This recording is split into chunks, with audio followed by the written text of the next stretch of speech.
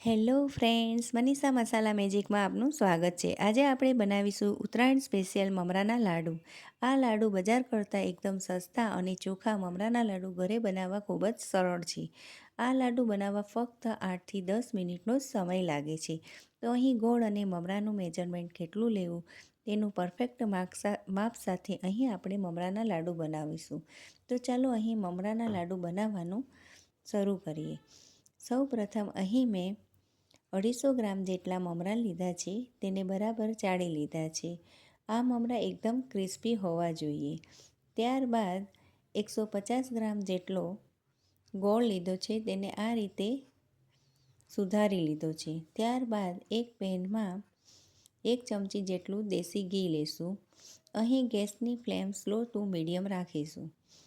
ઘી ગરમ થાય એટલે અહીં આપણે ગોળ ઉમેરી લઈશું.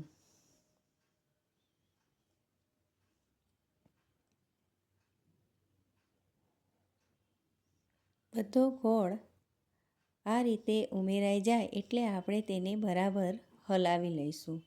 ગોળ આ રીતે મેલ્ટ થઈ જાય એટલે આપણે એને 2થી 3 વાર આ રીતે બરાબર હલાવી લઈશું. અહીં ગોળમાં 2થી 3 જેટલા ઉકાળા આવે એટલે અહીં આપણે ગેસ બંધ કરી લઈશું. ગોળનો કલર આ રીતનો થાય એટલે આપણે અહીં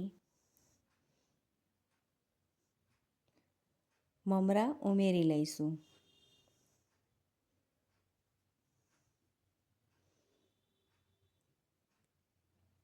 બધા મમરા આ રીતે ઉમેરાઈ જાય એટલે આપણે મમરાને ગોળથી બરાબર કોટ કરી લઈશું.